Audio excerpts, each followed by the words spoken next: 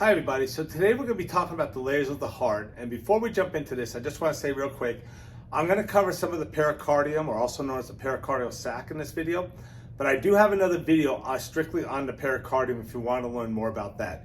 So let's go ahead and get started. And the first thing I'm going to do here is I am going to draw a heart. Okay, let's erase this up here, and I am going to draw my chambers. Okay, and if we recall, we have the right ventricle, the right atrium, the right ventricle, the left atrium, and the left ventricle, okay? And then what I'm going to do is I'm just going to put in my pulmonary artery right here in the heart, okay? And the reason I'm erasing this is, remember, this would be in front of,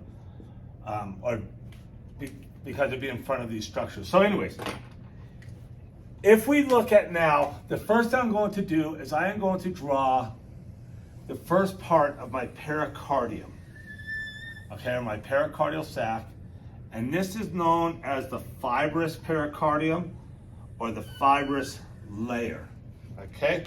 So that's my fibrous layer right there.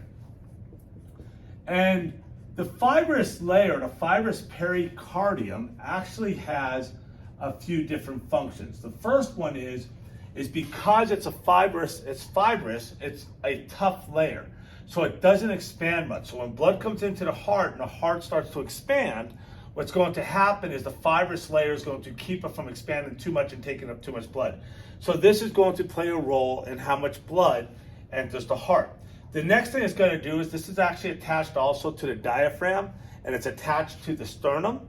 So therefore it helps hold the heart in place, and it does other things to protect the heart also. Now, on the inside of my fibrous pericardium, I have another layer. And this layer is my parietal pericardium. So it's going to be right here. And if you were to see these, they're basically indistinguishable from each other. All right, so, but this is going to be my parietal pericardium. That's right in here. So it's the parietal pericardium.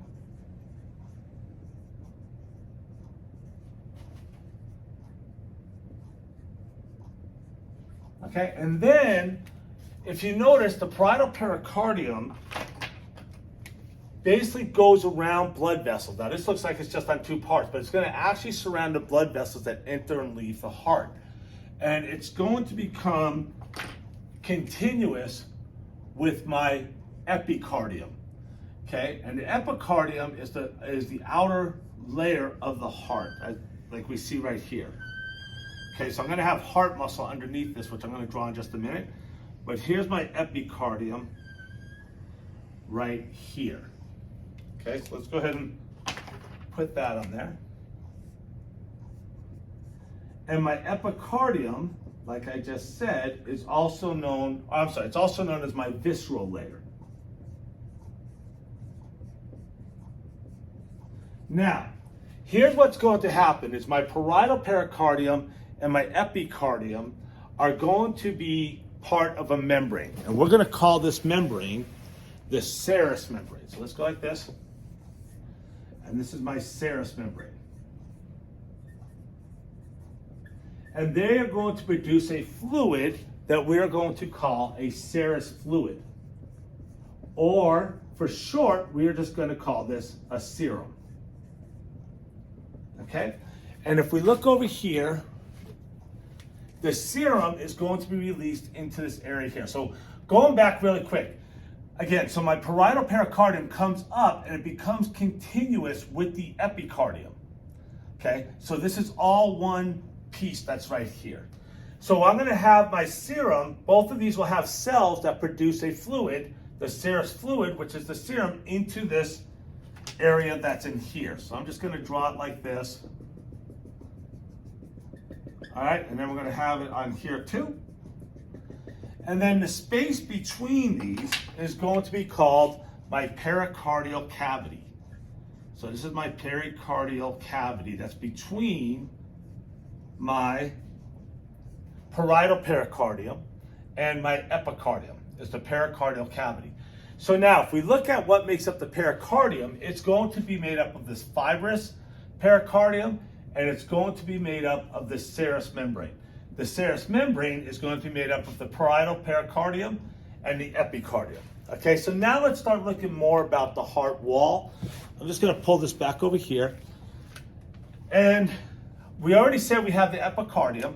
On the inside of this, I am going to have a muscular layer. Okay, and this is my muscular layer that you see right here. And this muscular layer is going to be called myocardium. So this is my myocardium right here. And the myocardium, I'm going to write it's also the muscular layer. The myocardium is what contracts to make the heartbeat, right? And if you notice, I drew this thicker here than you see over in here because this is my left ventricle, and the left ventricle has to pump blood out to the whole body. So this heart wall is thicker than we see over on this side, okay? And then finally, on the inside, we have our endocardium. The endocardium is going to be made up of endothelial cells. And these are actually going to cover the valves also. So this is going to be my endocardium on the inside. And the endocardium makes the inside of the heart very smooth. Okay, it's going to make the inside of the heart very smooth. So this, this is my endocardium here.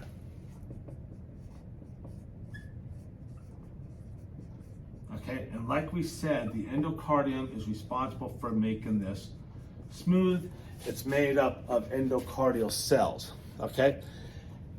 So that's it for the layers of the heart. Thank you so much for watching. If you enjoyed the video, please hit the like and subscribe button, and we will see you next time.